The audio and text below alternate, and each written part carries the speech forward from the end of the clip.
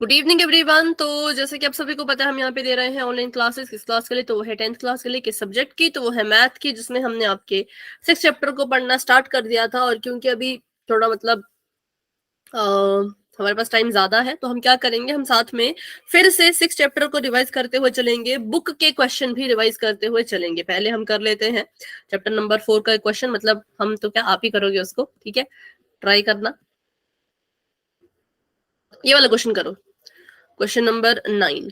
के मानों का समुच्चय जिसके लिए x² जमा 5x जमा 16 का कोई वास्तविक मूल्य नहीं होगा। मना कर रहे हैं, ठीक है? मना कर रहे हैं कि इसका जो है वो कोई वास्तविक मूल्य नहीं होगा। x² जमा 5x जमा 6 बराबर 0।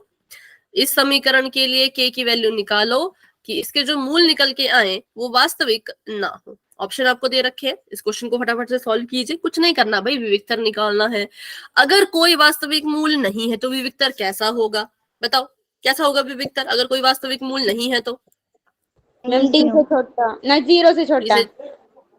हाँ, 0 से छोटा। डी होगा 0 से छोटा, तो बस छोटे का साइन लगा के करो सॉल्व।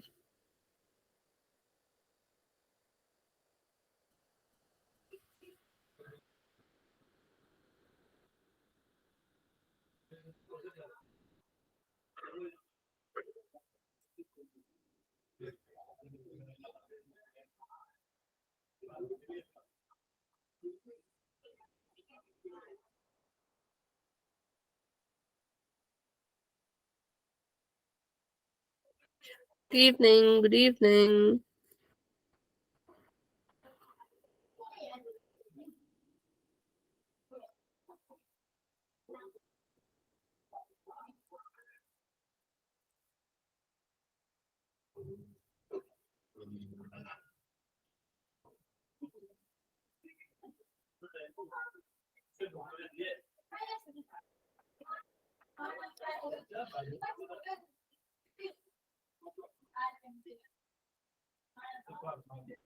मैम आपको आवाज ही नहीं आ रही।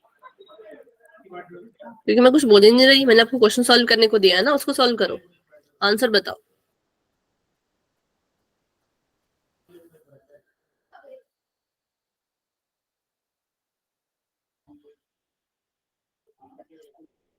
मैम ए है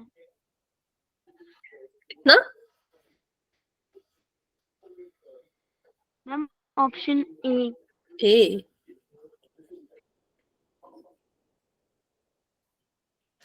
बाकियों का भी ए आ रहा है क्या?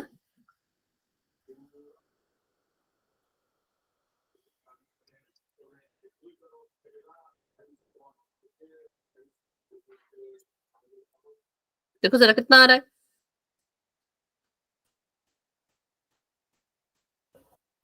चलो सॉल्व करते हैं। नीचे लिख रहा हूँ मैं समीकरण, क्योंकि यहाँ पे जगह नहीं है इसको सॉल्व करने के लिए। x² जमा 5 के x जमा 16 बराबर में इसके 0। विविक्तर छोटा होगा 0 से, क्योंकि मूल वास्तविक नहीं है। ठीक है, तो डी निकाल लेते हैं पहले। तो डी है लेस देन 0। डी की जगह पे फॉर्मूला लिखेंगे b² माइनस 4ac।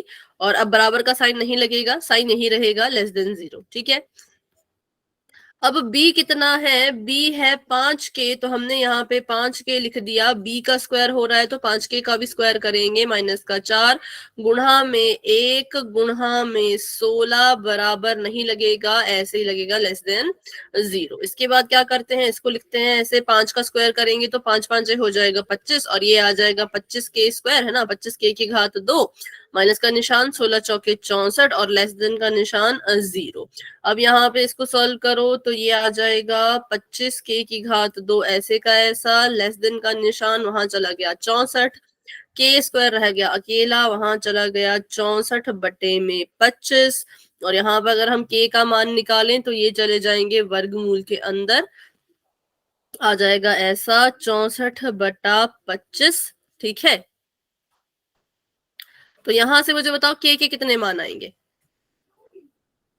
8/5। नहीं, द्विघात समीकरण की बात चलती है तो कितने आंसर आते हैं? दो आंसर आते हैं, है ना। तो आएगा +/-8/5।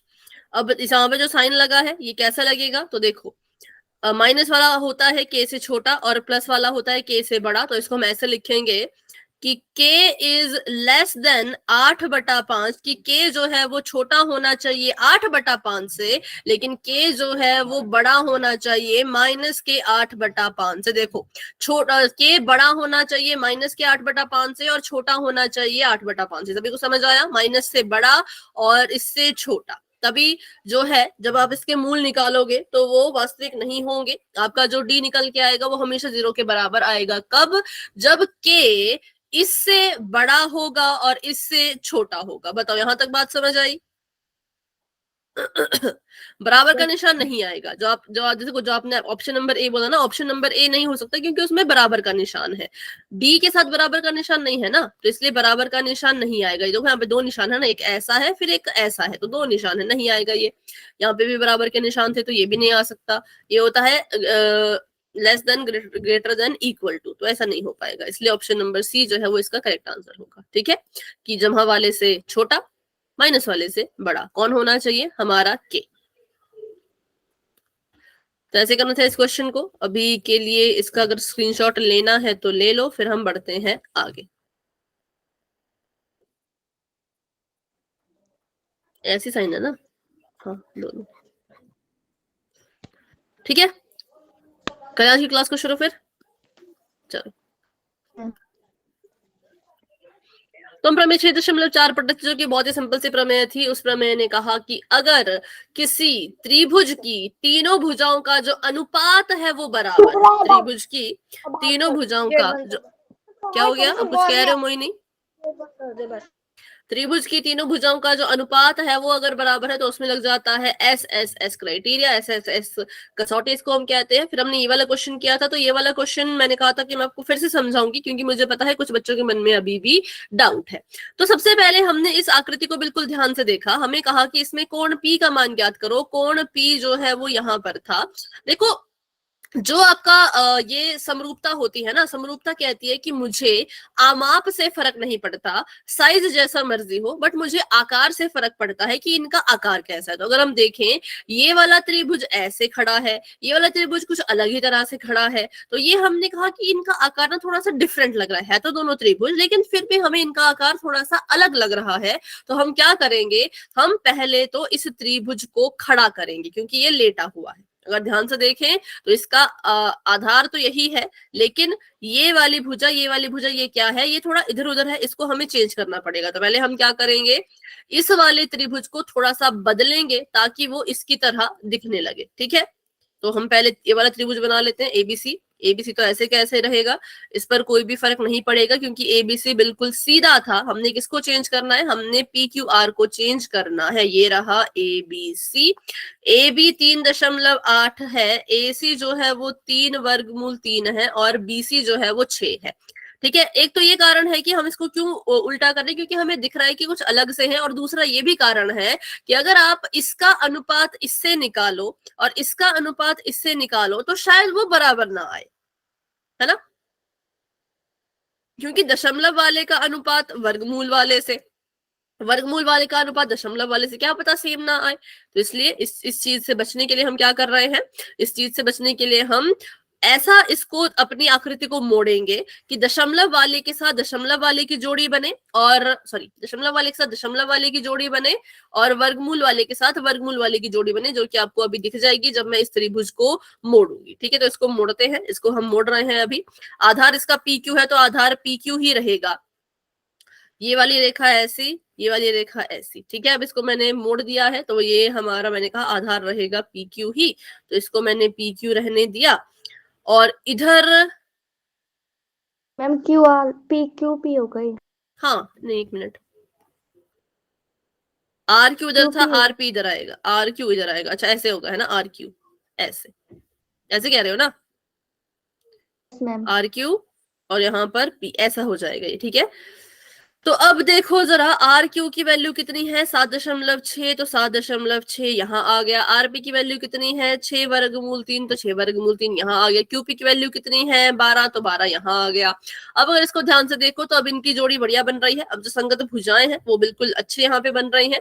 अगर आप यहाँ पर इसको बिना घुमाए सॉल्व करते तो क्या होता, 3.8 को आप 6 वर्गमूल 3 के बटे में लिखते और 3 वर्गमूल 3 के बटे में आप 7.6 लिखते। लेकिन यहाँ पर अगर ध्यान से देखो तो अब क्या हुआ, अब अगर संगत भुजा की बात करें तो जो ए बी है वो आर क्यू के संगत है, जो ए सी है वो आर पी के संगत है, जो बी सी है वो क्यू पी के संगत है। ठीक है, तो ए बी संगत है आर क्यू के, तो हम लिख देंगे ए बी बटा आर क्यू किसके बराबर, ए सी बटा आर पी, और किसके बराबर बीसी बटा क्यूपी। हमने चेक करना है कि क्या ये सच में ऐसा हो रहा है, क्या इसके जो ये भुजाओं का अनुपात है वो सच में बराबर आ रहा है। तो अब अनुपात को चेक कर लेते हैं। ठीक है, ए बी 3.8 है, 3.8 लिख दिया, ये 7.6 है पी क्यू आर क्यू, तो इसको 7.6 ही रहने देते हैं। ए सी है 3 वर्गमूल 3 और पी आर, मैंने आर आर क्यों लिखा भाई, आर पी होगा ना, पी आर हो गया 6 वर्गमूल 3 और ये है आपका 6, ये है 12। अब इनको जरा काट के देखते हैं, करो जरा, कटेगा किससे कटेगा ये, 1/2। 38 के भाड़े में आता है 76, 8 दूनी 16, 3 दूनी 6, 7, हाँ ठीक है, 38 दूनी 76 आ जाएगा। 38 51 38, 38 दूना 76, तो ये आ गया 1/2। वर्गमूल से वर्गमूल कट गया, 3 एकम 3, 3 दूनी 6, ये भी आ गया 1/2, 6 एकम 6, 6 दूनी 12, ये भी आ गया 1/2। तो यहाँ से हमने पता लगा लिया कि हमारे जो अनुपात हैं भुजाओं के वो सभी बराबर है। कितने हैं, तो 1/2, 1/2, 1/2, ऐसे ऐसे हैं। तो यहाँ पे लग गया SSS क्राइटेरिया, SSS कसौटी लग गई यहाँ पे कि त्रिभुज की जो भुजाएं हैं उनके जो अनुपात हैं वो बराबर है। ठीक है, और उस कसौटी की मदद से क्या हुआ, ये जो आपके त्रिभुज थे ये क्या हो गए, समरूप हो गए। तो आपकी जो ABC त्रिभुज है वो समरूप है किसके, त्रिभुज पी क्यू, नहीं संगत भुजाओं के हिसाब से लिखना पड़ेगा। ABC लिखा है ना, ए के संगत कौन है आर, बी के संगत क्यू, सी के संगत पी, आर क्यू पी के समरूप। ठीक है, क्या होगा ये, समरूप हो गए त्रिभुज ABC त्रिभुज आर क्यू पी के समरूप। बस मुझे बताओ यहाँ तक किस किस को समझ आया, ये हमने त्रिभुज को मोड़ा है, बिना मोड़े इसको सॉल्व कर ही नहीं सकते, पॉसिबल ही नहीं है, गलत आंसर आएगा। ठीक है, तो चलो अब हमने इसको समरूप प्रूव कर दिया, तो हमें पता है कि समरूप त्रिभुज के संगत कोण बराबर होते हैं। ये वाला कोण अगर 80 डिग्री का है और ये वाला कोण अगर 60 डिग्री का है और ये वाला कोण आपको नहीं पता, और दूसरी तरफ जो आपके ये कोण है ये भी आपको नहीं पता, और आपको बोला है कोण P का मान निकालो। पहले लिख लेते हैं कोण ए और कोण ए किसके संगत है, कोण ए संगत है आर के, मतलब ए जितने के बराबर है उतने के बराबर आर होगा। कोण बी किसके संगत है क्यू के, तो कोण बी जितने के बराबर कोण क्यू भी उतने के बराबर होगा। फिर बात करें हम कोण सी की, तो कोण सी बराबर है कोण पी के, कोण सी जितने के बराबर होगा कोण पी भी उतने के बराबर होगा। लेकिन हमें पता ही नहीं ना कि वो सी कितने के बराबर है, तो यहाँ पर क्या लगता है, यहाँ पे लग जाती है त्रिभुज की प्रॉपर्टी कि जो त्रिभुज होते हैं, त्रिभुज के जो अंतः कोण होते हैं, अंदर के कोण होते हैं, उनका जो जोड़ होता है वो 180 डिग्री होता है ना, कितना होता है 180 डिग्री। तो हम यहाँ पे क्या करेंगे, angle A plus angle B plus angle C को बराबर रख सकते हैं 180 डिग्री के, बोलो रख सकते हैं कि नहीं। मैम ठीक है, एंगल ए हमें पता है कितने के बराबर है, 80 के बराबर है, तो 80 डिग्री रख दिया। एंगल बी कितने के बराबर है, बी है 60 डिग्री, तो 60 डिग्री रख दिया। एंगल सी का नहीं पता तो एंगल सी को एंगल सी ही रहने दो, यहाँ पे लिख दो 180। एंगल सी यहाँ पे रह जाएगा, 8 में 6 जोड़ा तो आगे 140 और यहाँ पे 180 डिग्री ऐसे का ऐसा। एंगल सी को छोड़ो अकेला, 180 में से माइनस कर दो 140 को, तो एंगल सी कितने के बराबर 40 डिग्री। और अगर एंगल सी 40 डिग्री के बराबर है तो पी भी 40 डिग्री के बराबर होगा।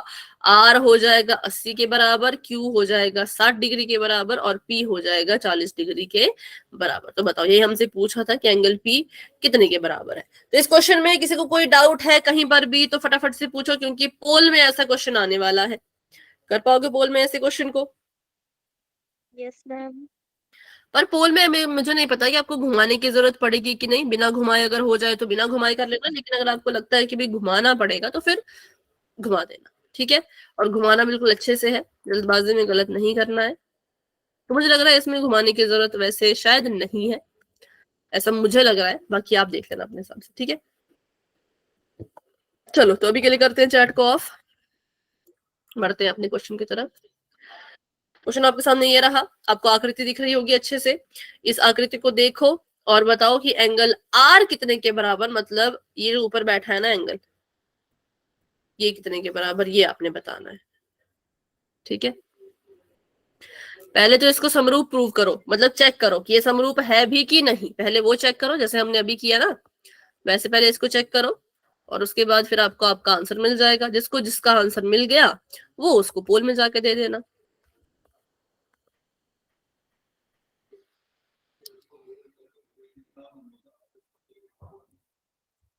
कर दिया मैम।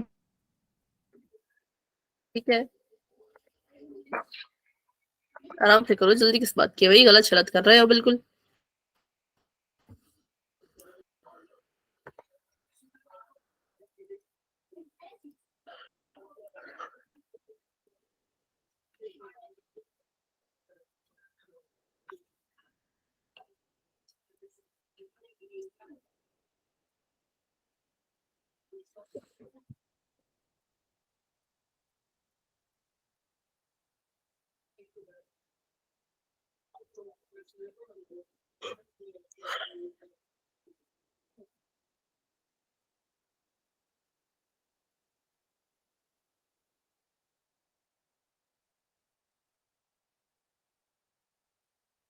सभी कोशिश करो, सभी ट्राई करो।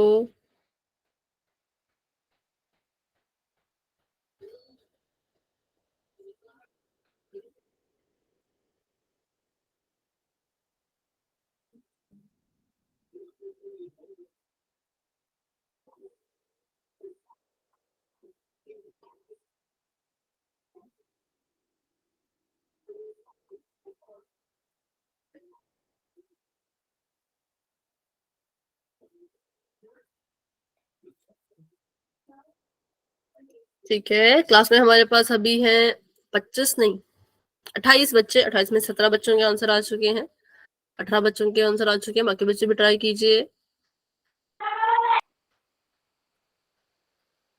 जिन्होंने कर लिया है वेरी गुड, हैंड रेज कर लो भाई जिसने भी कर लिया।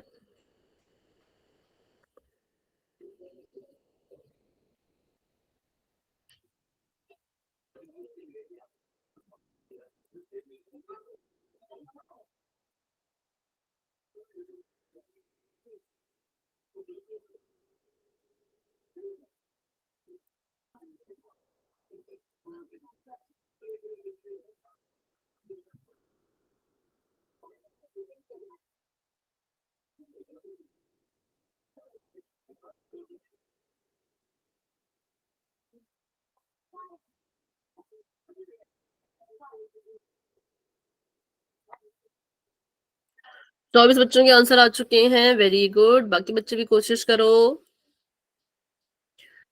3-4 बच्चे रहते हैं भाई, अभी भी 3-4 बच्चों ने आंसर नहीं किया, कर लो।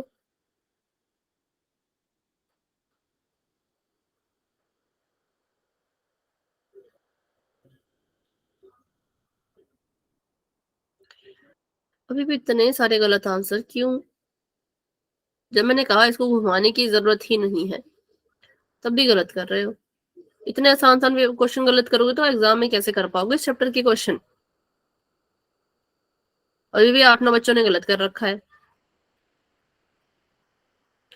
ऐसे तो नहीं हो पाएगा। इतना आसान सवाल है और ये तो।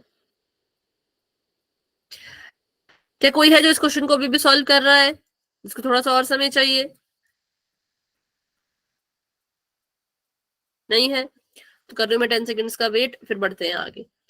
10, 9, 8, 7, 6, 5, 4, 3, 2, 1। तो अभी के लिए पोल हो चुका है एंड इसका रिजल्ट आपको दिख रहा होगा पोल सेक्शन में, आंसर आप दे सकते हो चैट बॉक्स में।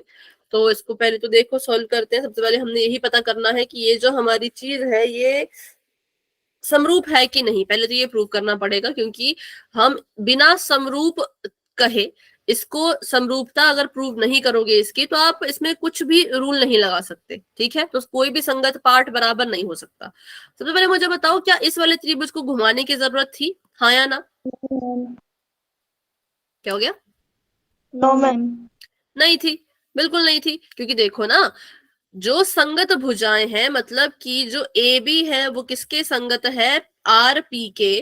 तो इसका जो अनुपात होगा, हमने चेक करना है, इसका जो अनुपात है वो ए सी बटा आर क्यू बराबर बी सी बटा पी क्यू के बराबर है कि नहीं है। अब देखो, सिंपल सी बात है, जब आपको दिख रहा था पीछे वाले क्वेश्चन में कि भाई ये दशमलव है, ये वर्गमूल है, ये वर्गमूल है, ये दशमलव है, इस चीज को बदलने के लिए हमने इसको रोटेट किया था। इस चीज को बदलने के लिए कि भाई दशमलव के साथ दशमलव आ जाए, वर्गमूल के साथ वर्गमूल रहे, इसको ठीक करने के लिए हमने अपने त्रिभुज को मोड़ा था। लेकिन यहाँ पे मोड़ने की जरूरत नहीं है, क्योंकि देखो ये भी दशमलव में, ये भी दशमलव में, ये भी वर्गमूल में, ये भी वर्गमूल में, और ये तो सिंपल सिंपल थे ही, तो यहाँ पे इसको मोड़ने की जरूरत नहीं है। ए भी 3.4 है, तो आप भी 3.4 लिखेंगे। आरपी जो है वो 6.8 है, तो आप भी 6.8 ही लिखेंगे। एसी था 3 वर्गमूल 3 के बराबर, आर क्यू भी है 6 वर्गमूल 3 के बराबर, बीसी है 6 के बराबर, पी क्यू है 12 के बराबर, ठीक है। तो इसको करते हैं सॉल्व, इसको काट देते हैं, ये कट गया, ये आ गया 1/2, 3 से 6 कट गया, 3 एकम 3, 3 दूनी 6, वर्गमूल से वर्गमूल 3 कट गया, 6 कम 6, 6 दूनी 12।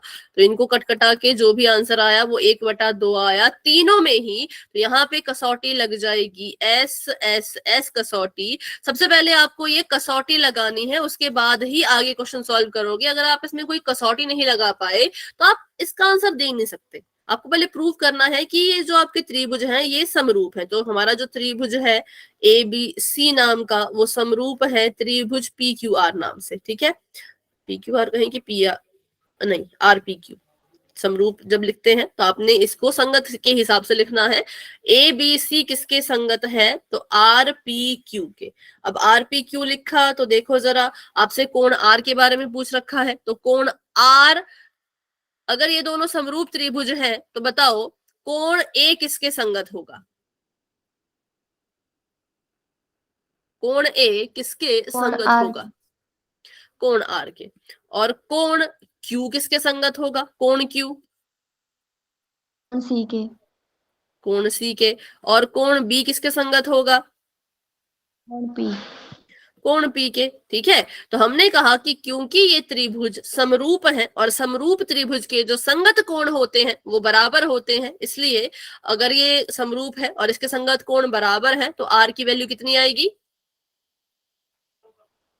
80 80, क्योंकि ए 80 है, ए की संगत है ना। तो अगर ए 80 तो आर भी 80 होगा ना। तो इसलिए option number A correct answer है। जितने बच्चों ने सी पे टिक किया बच्चों आप गलत हो, और जिन्होंने ए पे टिक किया वो सभी करेक्ट है, ठीक है। तो यहाँ पे इसको घुमाने की जरूरत ही नहीं थी। तो त्रिभुज को देख देख के आंसर करना होता है, ऐसा नहीं कि पीछे वाला क्वेश्चन जैसा सिखाया वैसा सेम कर लो, वैसा नहीं करना था। इसमें आपको त्रिभुज को घुमाने की जरूरत पड़ती ही नहीं, ठीक है। देखते हैं इसका राइट आंसर, तो ऑप्शन नंबर ए इसका राइट आंसर है। तो अभी हम क्या करते हैं, थोड़ा सा फिर से इस चैप्टर को रिवाइज करेंगे हम एनसीईआरटी की मदद से ही, क्योंकि ये चैप्टर बहुत इंपॉर्टेंट है और इसके क्वेश्चन को समझने के लिए आपको कम से कम 3-4 बार रिवीजन करना पड़ेगा, तभी ये क्वेश्चन आएंगे, नहीं तो ये नहीं आ पाएंगे। तो अभी के लिए इसको रोक के हम क्या करेंगे, इसका जो है वो एनसीईआरटी वाले क्वेश्चन करते हैं। 6.1 से स्टार्ट करते हुए चलेंगे, बिल्कुल फटाफट से 6.3 तक पहुंच जाएंगे तब आने वाले कुछ दिनों में। बताओ, जितने भी वृत्त होते हैं वो कैसे होते हैं, सर्वांग सम की समरूप? समरूप। समरूप। कारण, रीजन? हम इसमें छोटे बड़े वृत्त भी हो सकते हैं। बिल्कुल, सभी वृत्त हम कहेंगे कि समरूप होते हैं। समरूप इसलिए हम कह रहे हैं क्योंकि वृत्त, अगर एक वृत्त बड़ा है और दूसरा वृत्त छोटा है तो ये सर्वांग सम नहीं हो सकते। है भले ही वृत्त, है भले दोनों ही वृत्त, लेकिन ये सर्वांग सम नहीं हो सकते, क्योंकि सर्वांग सम कहता है कि शेप भी बराबर चाहिए। वृत्त है तो दोनों ही वृत्त चाहिए और आकार भी बराबर चाहिए, मतलब साइज भी बराबर चाहिए। लेकिन समरूपता कहती है साइज से फर्क नहीं पड़ता, अगर गोला है वृत्त है तो समरूप हुए, ठीक है। तो हम कहेंगे जितने भी सॉरी वृत्त हैं वो सभी कैसे होंगे, समरूप होंगे। ठीक है, सभी को समझ आया सर्वांग सम क्यों नहीं करना है और समरूप क्यों करना है? डाउट है तो भाई पूछते हुए चलो, क्योंकि फिर ये बार बार हम इसको रिपीट नहीं करेंगे। हाँ, इसको फिर से समझते हैं। देखो, ये पूछ रहे हैं कि जितने भी वृत्त होते हैं, जितने भी वृत्त हैं इस पूरे गणित में, सारी के सारी जो वृत्त हैं वो कैसे हैं, वो सर्वांग सम होते हैं कि वो समरूप होते हैं। तो इसके लिए हमें पता होना चाहिए कि सर्वांग सम क्या होता है, समरूप क्या होता है। सर्वांग समता कहती है, जो सर्वांग समता है वो कहती है कि जो आकृति है, जो शेप है, वो होनी चाहिए एक जैसी। ठीक है, जो शेप है, आकृति है, वो सेम होनी चाहिए, और जो साइज है, आकार है, वो भी सेम होना चाहिए। ठीक है, आकृति भी सेम और साइज भी सेम। आकृति मतलब कि त्रिभुज है तो त्रिभुज ही हो, वृत्त है तो वृत्त ही हो, अगर वर्ग है तो वर्ग ही हो, आयत है तो आयत ही हो, वो होता है आकृति। और साइज होता है कि बड़ा छोटा। ठीक है, सर्वांग समता ने कहा कि उसको दोनों चीजें कैसी चाहिए, दोनों चीजें उसको जो है वो सेम चाहिए। दोनों चीजें क्या चाहिए उसको, सेम टू सेम चाहिए, बिल्कुल। ठीक है, लेकिन समरूपता कहती है कि भाई मुझे आकृति से तो फर्क पड़ेगा, मतलब आकृति तो मुझे भी सेम चाहिए, लेकिन साइज जैसा मर्जी हो उससे मुझे फर्क नहीं पड़ता है। ठीक है, समरूपता ने कहा कि जो आकृति है, जो शेप है, वो तो होनी चाहिए बराबर, वो तो होनी चाहिए बिल्कुल सेम टू सेम, लेकिन जो उसका आकार है उससे मुझे फर्क नहीं पड़ता। आकार मतलब साइज से मुझे फर्क नहीं पड़ता, सेम हो या ना हो, बस मेरे को आकृति सेम चाहिए। जैसे कि इसका एक उदाहरण भी यहाँ पे देख लेते हैं फटाफट से। तो मान लो यहाँ पे अगर मैं एक वृत्त बनाऊं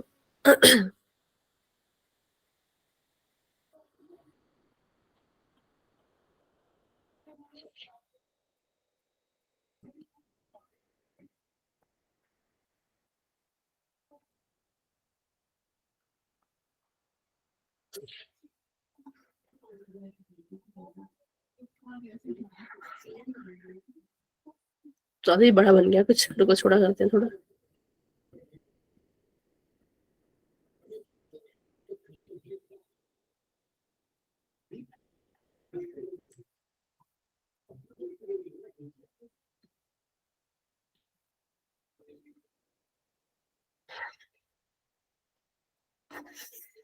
ठीक है, ये मैंने यहाँ पे वृत्त बनाया।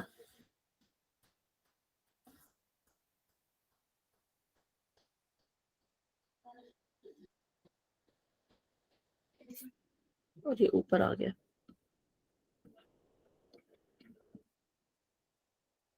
अब इसको बताओ, इन दोनों वृत्तों को पूछो ये दोनों कैसे हैं, तो आप क्या बोलोगे? सर्वांग सम। सर्वांग सम। क्या हो गया? क्योंकि दोनों सेम आकार के हैं, सेम साइज के, तो हम बोलेंगे सर्वांग सम है। ठीक है, अगर इसी को मैं थोड़ा ऐसा बड़ा कर दूं, मैम अब समरूप। अब ये समरूप होंगे। अब सर्वांग सम नहीं होंगे, अब समरूप होंगे। क्योंकि सर्वांग समता ने क्या कहा कि भाई मुझे आकार भी सेम चाहिए और आकृति भी सेम चाहिए, मतलब जो इसका साइज है वही इसका साइज होना चाहिए, और अगर ये वृत्त है तो ये भी वृत्त होना चाहिए। लेकिन समरूपता ने कहा कि भाई मुझे बस वृत्त हो दोनों, इतना ही चाहिए। अब कोई बड़ा हो कोई छोटा हो उससे मुझे फर्क नहीं पड़ता, बड़ा छोटा चलेगा, लेकिन ऐसा नहीं करना कि एक तरफ वृत्त बना दिया और दूसरी तरफ जो है वो ऐसे आयत बना दिया और फिर बोल रहे हो कि ये समरूप है, तो फिर वो गलत होगा। अगर आकृति सेम है तो समरूपता होती है, लेकिन अगर आकृति के साथ साथ साइज भी सेम है तभी सर्वांग समता होती है। इसलिए हमने कहा कि सभी के सभी वृत्त समरूप होंगे, क्योंकि हम गारंटी नहीं दे सकते ना कि वृत्त सेम ही साइज के हो। हमें क्या पता, दो सेम साइज के हो गए, एक बड़ा एक छोटा हो गया, हमने इसको बोल सकते कि हर बार वृत्त सेम ही साइज के होंगे। तो साइज की वजह से, क्योंकि साइज बड़ा छोटा हो सकता है, हम इनको सर्वांग सम नहीं, इनको समरूप कहेंगे। बताओ, अभी डाउट क्लियर हुआ सर्वांग समता और समरूपता में? Yes ma'am. जिन्होंने पूछा था उनको क्लियर हुआ?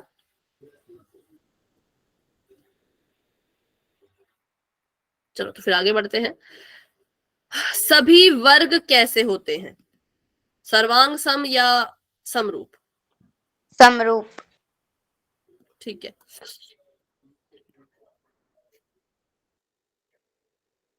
अभी यहाँ पे हम जो है वो उसकी बात नहीं कर रहे। मतलब आप बोलोगे कि जरूरी थोड़ी है, क्या पता वर्ग की जो वो है क्या कहते हैं उसको, भुजाएं हैं, वो क्या पता अलग अलग हो, लेकिन इनके कोण तो बराबर होते हैं ना 90 के, तो फिर उससे फर्क नहीं पड़ता। अभी हम बस आकृति को देख के कह रहे हैं कि सभी के सभी वर्ग जो हैं वो समरूप होते हैं, कि अगर एक वर्ग छोटा एक वर्ग बड़ा हो जाएगा, सर्वांग सम नहीं हो सकते बड़े छोटे की वजह से, बाकी हो सकते हैं। सभी के सभी डैश त्रिभुज समरूप होते हैं। मैंने आपको बताया था कि त्रिभुजों में भी एक त्रिभुज है जो हर बार समरूप निकल के आएगा, हाँ वो है समबाहु। ठीक है, ये देखो ये क्वेश्चन आपको पेपर में आएंगे, क्योंकि ये जो आपके पास ये 2-4 फिल इन द ब्लैंक्स है, ये तो आपको पक्का ही आएंगे, इनको तो आप छोड़ना ही मत बिल्कुल। समबाहु त्रिभुज, ठीक है, त्रिभुजों में भी त्रिभुज है, कौन सा, समबाहु, जो क्या होता है, जो समरूप होता है। हाफ ईयरली के टाइम भी हमने इसका रिवीजन किया था, अभी फिर से कर रहे हैं, क्योंकि ये चैप्टर ऐसा है कि इसको जितना समझो उतना स्ट्रांग होगा, एक बार समझ के छोड़ दिया तो नहीं होगा। ये वाला आया था त्रिभुज वाला, ठीक यस है। मैम। हाँ, तो जब मैं आपको क्वेश्चन पेपर भेजूंगी तो उसमें भी आपको दिख जाएंगे यही, इन्हीं में से कुछ ना कुछ फिल इन द ब्लैंक्स आए हुए, ठीक है। भुजाओं की समान संख्या वाले दो बहुभुज समरूप होते हैं, मतलब कि अगर उनमें भुजाओं की संख्या सेम है तो दो बहुभुज समरूप होंगे कब, जब उनके संगत कोण डैश और उनकी संगत भुजाएं डैश हो। संगत कोण कैसे होनी चाहिए और भुजाएं कैसी होनी चाहिए? कोण बराबर हो और भुजाएं समानुपाती। ठीक है, कोण होने चाहिए बिल्कुल बराबर और भुजाएं होनी चाहिए समानुपाती, मतलब सेम अनुपात में, ठीक है, समानुपाती। फिर ये वाला क्वेश्चन मुझे नहीं लगता आएगा, ये वाला क्वेश्चन मुझे लगता नहीं आएगा, बट इसको सीख लेते हैं ऐसे। यहाँ पे कुछ नहीं पूछा है, बस आपको इतना ही पूछा है कि ये जो आपको यहाँ पर दो आकृतियां बनानी है, दो जोड़े ऐसे बनाओ जो समरूप आकृति के हो और दो जोड़े ऐसे बनाओ जो समरूप नहीं हो। तो जो समरूप होंगे उसमें वृत्त बना लेना, एक बड़ा वृत्त एक छोटा वृत्त, वर्ग बना लेना, एक छोटा सा वर्ग एक बड़ा सा वर्ग, ठीक है। और जो समरूप नहीं होंगी आकृतियां उसमें क्या करना, एक आयत बना देना और कुछ बना देना, फिर ये समरूप नहीं हो पाएंगी ना, क्योंकि एक आयत है, एक वृत्त, एक त्रिभुज है, दूसरे में वृत्त बना देना, वर्ग बना देना, तो वो भी समरूप नहीं हो पाएंगी क्योंकि इनका आकार सेम नहीं होगा, है ना। तो ऐसे आप इनको बना सकते हो, वैसे तो आएगा नहीं, आता है तो वैसे बना देना खुद से। चलो अगला बताओ। अगले आकृति पूछ रहे हैं, ये चतुर्भुज जो आपको दे रखे हैं समरूप है कि नहीं है। ये क्वेश्चन आपको पोल में भी आया था। नो मैम, नहीं है समरूप। क्या कारण है इसका? क्योंकि मैम समान मैम ये वर्ग है और ये समान है।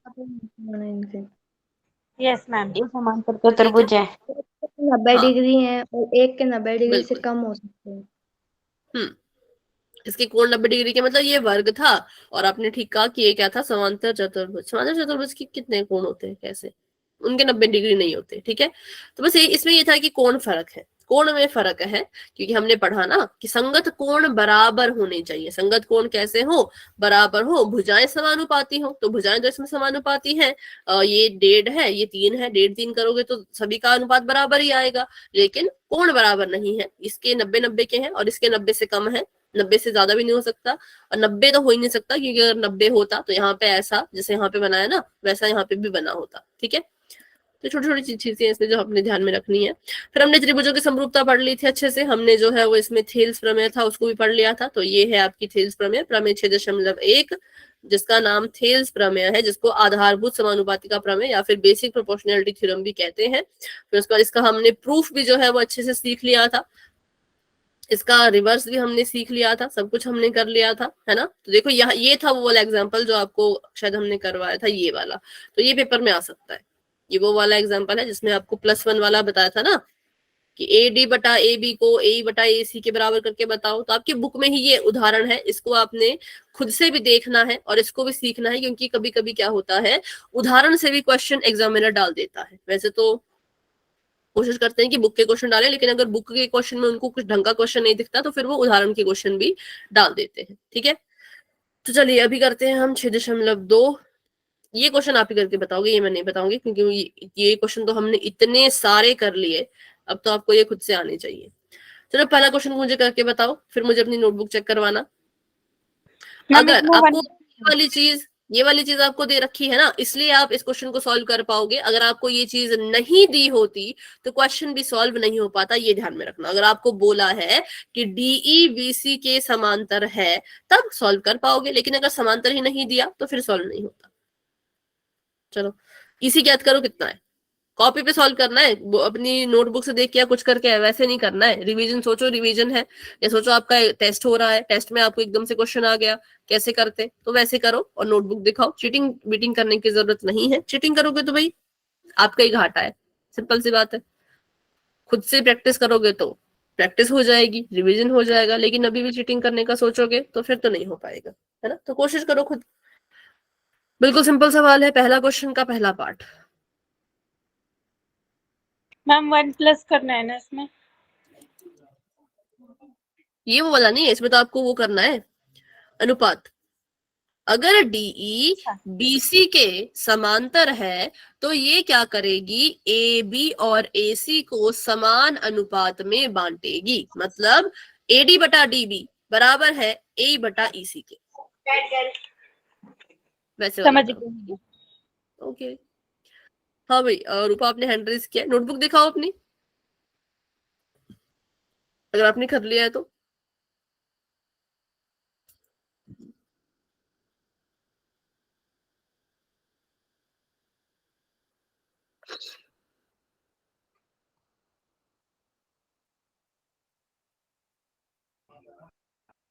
ठीक है,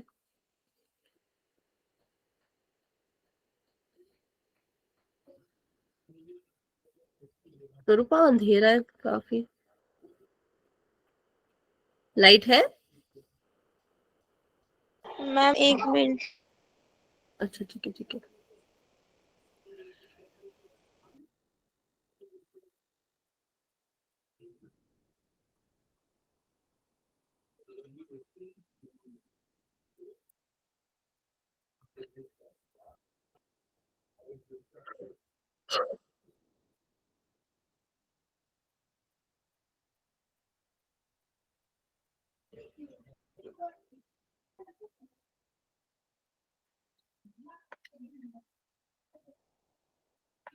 ओके रुचि और सोनिया, आपको मैं देख रही हूँ बच्चों।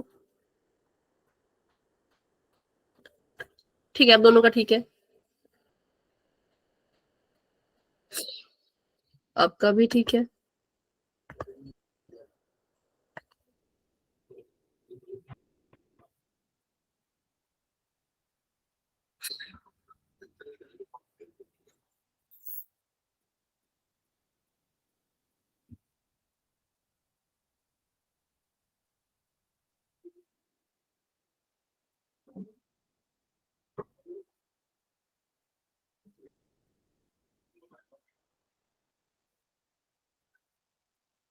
फटाफट से करो भाई, बहुत टाइम लगाते हो आप इन क्वेश्चन को सॉल्व करने में। जिसने जिसने कर लिया नोटबुक दिखाते जाओ, जिसने जिसने कर लिया फटाफट से नोटबुक दिखाओ। इतना आसान क्वेश्चन करने में इतना टाइम लगाते हो है?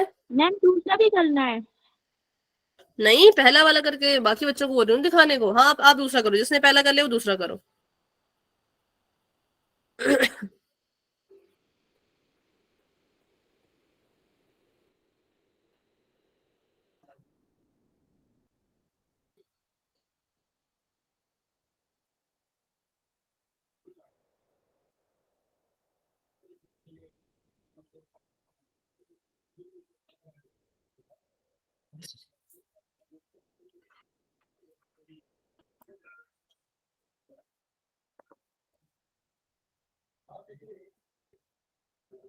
ठीक है अंकित आपका।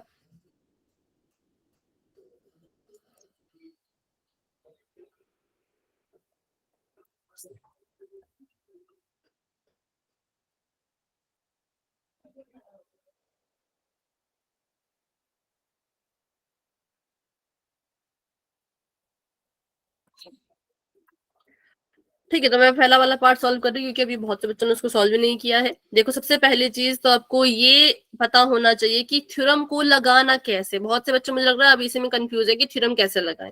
सिंपल सी चीज है, अगर डीई रेखा बीसी के समांतर है तो डीई क्या करेगा, डीई जो है वो ए बी और ए सी को दो टुकड़ों में बांटेगा। सिंपल सी चीज है।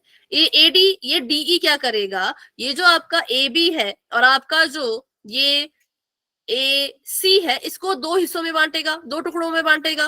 वो टुकड़े कौन कौन से हुए, तो ध्यान से देखो। एक टुकड़ा हुआ ए डी दूसरा टुकड़ा हुआ डीबी, दो टुकड़ों में बांटा ना, एक टुकड़ा देखो इस रेखा के दो टुकड़े हुए तो एक टुकड़ा एडी नाम का, दूसरा टुकड़ा हो गया बीडी नाम का। और एसी की बात करें तो एक टुकड़ा हो गया एई नाम का और दूसरा टुकड़ा हो गया ईसी नाम का। बताओ टुकड़े समझ आए करने, कैसे इसके टुकड़े करने हैं, जहां से डीई गुजरेगी दो टुकड़े करके जाएगी। बताओ इतना क्लियर हुआ? बताओ भी जिन बच्चों को नहीं आता, थ्योरम लगानी नहीं आ रही है, इतना समझ आया कि जहां से रेखा गुजरेगी दो टुकड़ों में बांटेगी, ए बी को बांटा ए डी और डीबी में और ए सी को बांटा एई और ईसी में। यस और नो कुछ तो लिखो चैट में।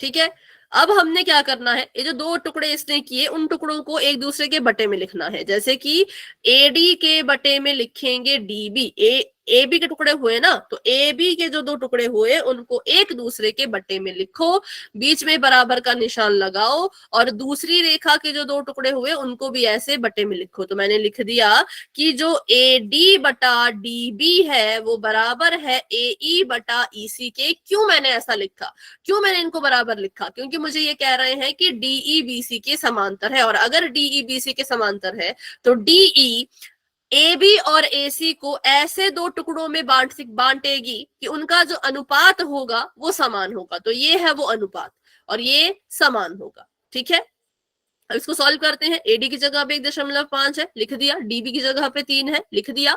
एई की जगह पे 1 है, लिख दिया। और ईसी को ऐसे कैसा लिख दिया। अब करेंगे क्रॉस मल्टीप्लाई, इसकी इसके साथ गुणा, इसकी इसके साथ गुणा। ठीक है, तो ये आ जाएगा 1.5 गुणा ईसी और ये आ जाएगा 3 एकम 3। ईसी को अकेला छोड़ो और 3 के बटे में 1.5 को भेजो। अब क्या होता है, अब होता यह है कि हमने पढ़ रखा है अगर किसी चीज का दशमलव हटता है तो उसके नीचे जाता है। जैसे मान लो ये अगर ऐसा होता है 1.5 तो ये बन जाता 15/10, है ना।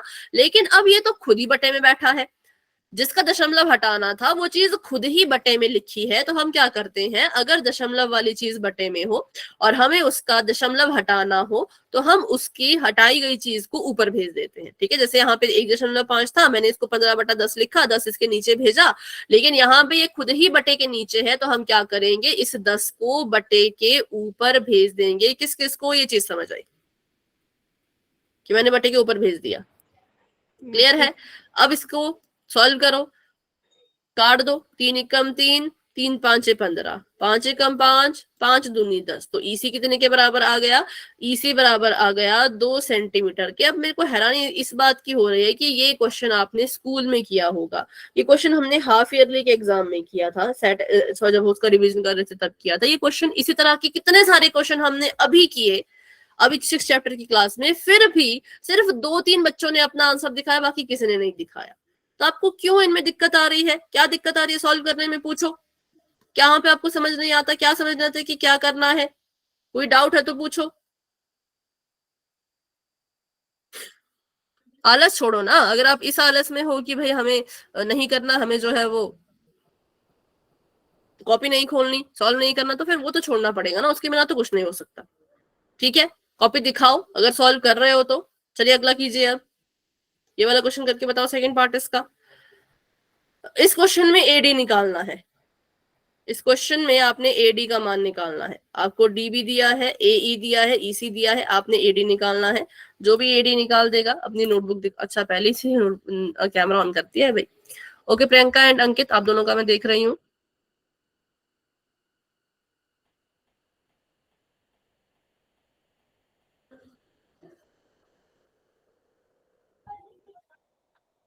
ठीक है प्रियंका आपका। अंकित थोड़ा सा कैमरा पास करो। ओके आपका भी करेक्ट है। रूपा आपका मैं देख रही हूँ, तो आपका भी करेक्ट है।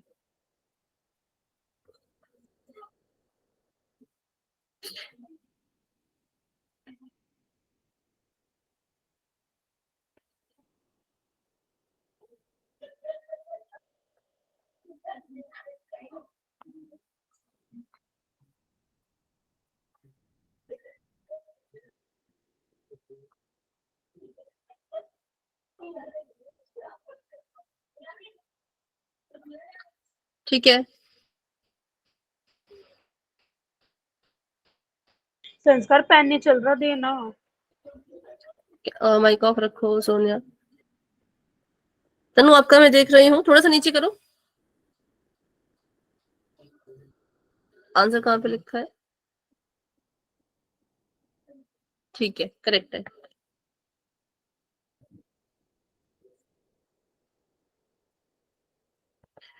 क्योंकि अभी हम 6 चैप्टर को ही रिवाइज करेंगे काफी दिनों तक, इसलिए अब तैयार रहो अपने आप क्वेश्चन सॉल्व करने के लिए। कॉपी पेन साथ रखा करो, खुद से क्वेश्चन सॉल्व करने की कोशिश किया करो, ठीक है।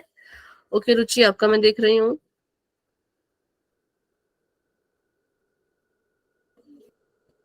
ठीक है, करेक्ट है।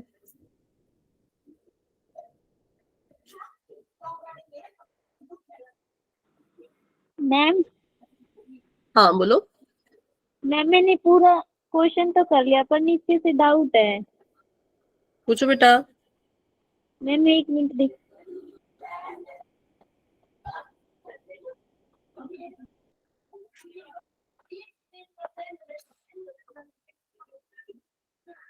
तो आपने इसको ऐसे किया, उधर ले गए, इसको उधर ले गए, ठीक है। अब इनको काट दो।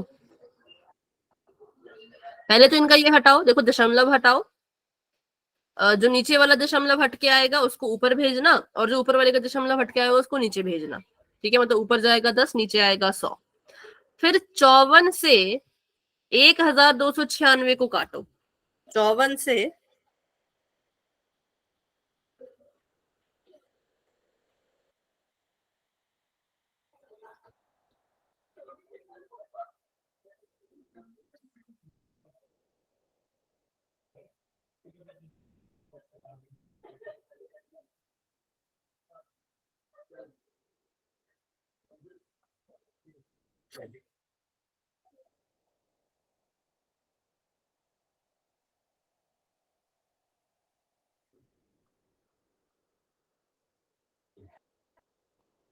रुचि आपका मैं देख रही हूँ।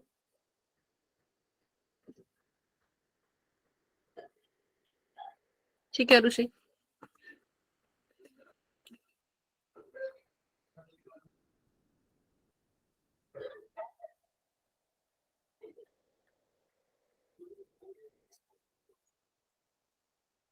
चलिए तो करते हैं इसको फटाफट से सॉल्व, क्योंकि बहुत समय हो गया। मैम 1 मिनट रुको, मेरा भी तो देख लो। अच्छा कर रहे हो आप, चलो कर लो फिर।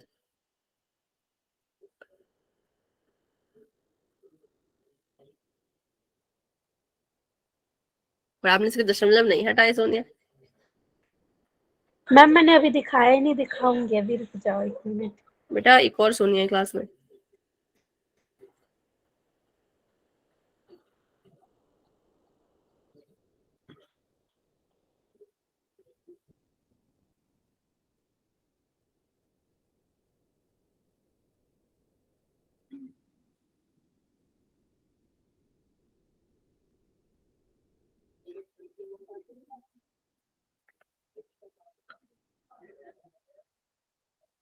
अठारह 54 थोड़ी आएगा, दशमलव भी है ना बीच में। मैम पॉइंट से पॉइंट काट दिया ना। 108 कैसे आया? मैम 18 को 7.2 से मल्टीप्लाई करने पर।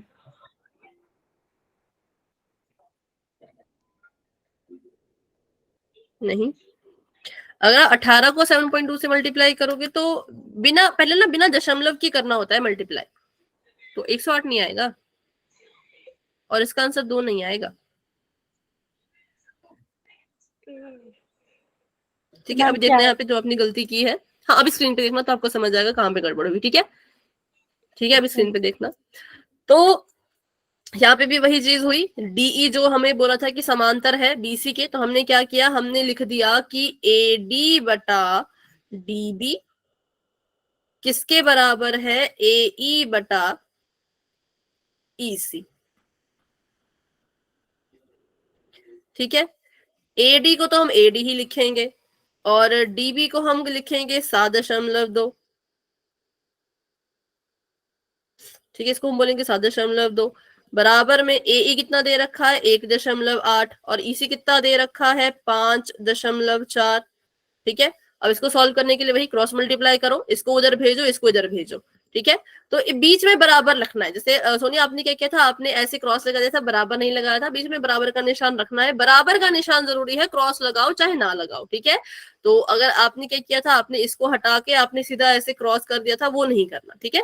वो मन में करना है कि हमने भाई इसको इधर भेजा, इसको उधर भेजा, वो मन में करना है। बीच में रहेगा बराबर का निशान।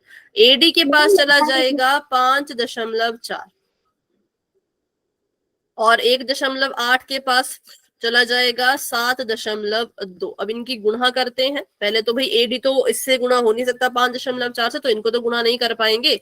इसको तो ऐसे कैसा लिखना पड़ेगा, एडी ऐसे का ऐसा, 5.4 ऐसे का ऐसा, और इसको गुणा करते हैं 18 को 72 से। तो अब गुणा देखो कैसे होगा, बिना दशमलव के गुणा होता है, दशमलव के बिना गुणा करते हैं, ठीक है। 8 दूनी 16, 2 एकम 18 दूनी 36, और 8 को 7 से 7 8 56, 7 एकम 7 12, तो ये आ गया 6, ये आ गया 9, ये आ गया 2, ये आ गया 1, तो 1296 आंसर आया। लेकिन अभी हमने दशमलव नहीं देखे थे, अब हम दशमलव देखेंगे। इसका दशमलव यहाँ लगा था, इसका दशमलव यहाँ लगा था, यहाँ पर भी एक अंक से पहले दशमलव लगा है, यहाँ पर भी एक अंक से पहले दशमलव लगा है, टोटल अंक हो गए 2। तो उत्तर में 2 अंकों से पहले दशमलव लगेगा, एडी रह जाएगा अकेला, और इस 12.96 के बटे में चला जाएगा 5.4। अब इनको काटते हैं, तो एडी तो भाई ऐसे का ऐसा रहेगा, है ना। और ये हमारे पास है 1296, ये हमारे पास है 5.5, मतलब इसको 54 लिख सकते हैं। यहां से दशमलव हटा, नीचे चला गया, 1 बन गया, नीचे आ गया 100, ऊपर चला गया, आ गया 10, क्योंकि 5.4 का दशमलव हटाओगे तो 10 बनेगा बटे में, और इसका हटाओगे तो 100 बनेगा, ठीक है। तो इसका चला गया नीचे, इसका आ गया ऊपर। अब इनको सॉल्व करते हैं, तो 1 0 से 1 0 कट गई, 54 एकम 54, और यहाँ पे आ गया था इसको काट के 24, मतलब कि 24/10 आ गया था एडी। और इसको अगर हम दशमलव में बदल दें तो एडी आ जाएगा 2.4 सेंटीमीटर, ठीक है। बताओ अब इसमें कोई डाउट? मैम आपने दशमलव से दोबारा समझा दो यहाँ से। मैम यहाँ आपने से? है यस मैम। जब हमने ये दशमलव को हटाया, ठीक है। Yes ma'am. जो संख्या ऊपर लिखी होती है इसका दशमलव हटके नीचे आता है, ठीक है। तो पहले चलो इसका दशमलव हटाती हूँ मैंने लिख दिया इसको 1296। जो दशमलव होता है जो यहाँ लगा था ये हट जाएगा, इसका 1 बन जाएगा। इसके बाद कितने जीरो, इसके बाद कितनी संख्याएं हैं, 2 संख्याएं हैं, तो इसके पास 2 0 लगेंगी, ठीक है। इस दशमलव का बन गया 1 और 2 अंक थे तो इसके 2 0 लग जाएंगे। ये क्लियर हुआ? क्यों आई 2 0? आ गया सारा। और नीचे था 5.4, उसको लिख दिया मैंने 54। 54 का दशमलव हटाओ तो इस दशमलव का बन जाएगा 1, इसके बाद 1 अंक, तो 0 भी कितनी आएगी, 1। तो ये हो गया ऐसा। बताओ अभी क्लियर हुआ? यस मैम आ गया था। ठीक है, फिर हमने इनको काट दिया। 1 0 से 1 0 कट गई, और 54 से ये कट गया, तो आ गया यहाँ पर 24, और एडी आ गया हमारे पास 24/10, और फिर आ गया वो 2.4, ठीक है।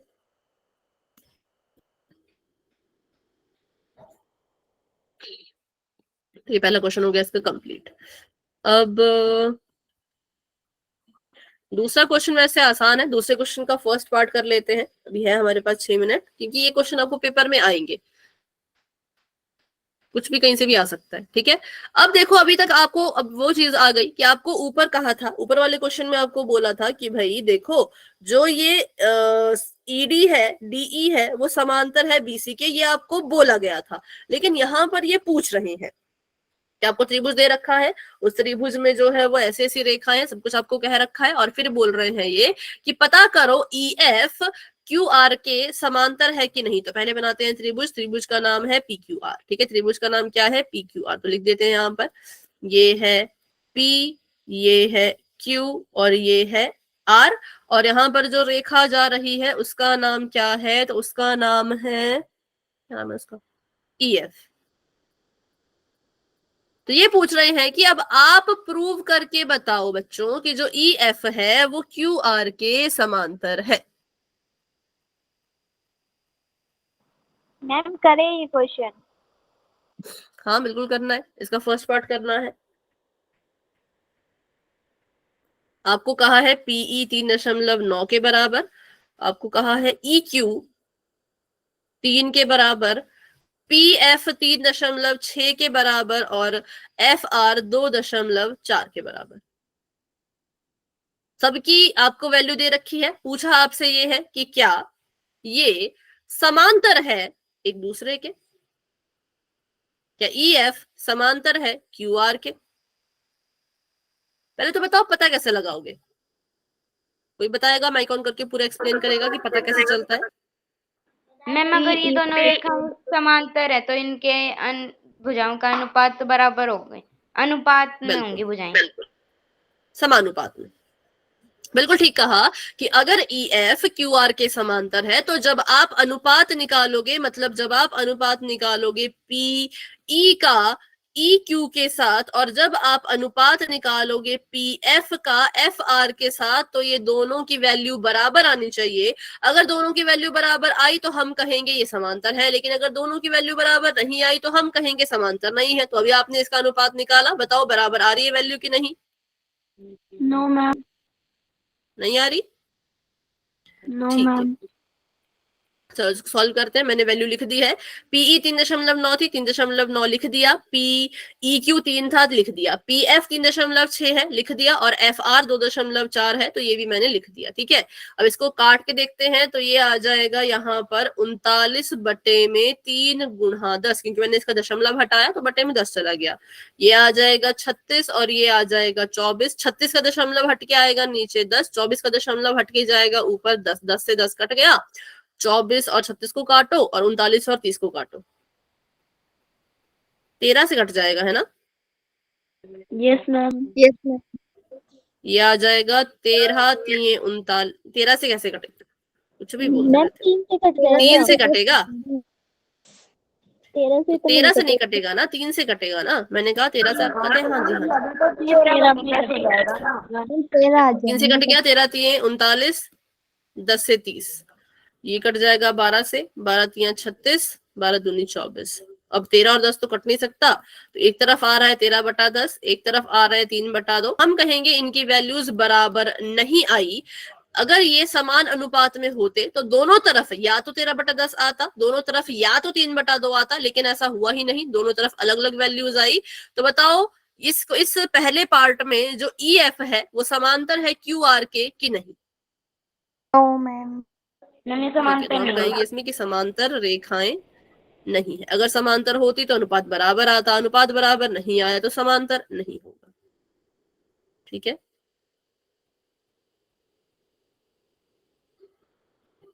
चलो तो ठीक है, अभी इसको इतने रखते हैं क्लास को, 2 मिनट में अगला क्वेश्चन हो नहीं सकता, और बाकी चीजें अब हम अगली क्लास में मतलब कि कल पढ़ेंगे। कोशिश करेंगे कि इन चैप्टर्स को फिर से अच्छे से रिवाइज करते हुए चले, ताकि फाइनल एग्जाम में आप इनके किसी भी क्वेश्चन को छोड़ के ना आए, उसको अटेम्प्ट करने की पूरी कोशिश करें। ठीक है, तो चलिए क्लास को इतना रखते हैं। अभी के लिए किसी बच्चे के मन में कोई भी डाउट है तो पूछो, लेकिन अगर कोई डाउट नहीं है तो आप क्लास को लेफ्ट कर सकते हो। गुड नाइट एंड बाय, मिलते हैं अपनी अगली क्लास में जो कि कल।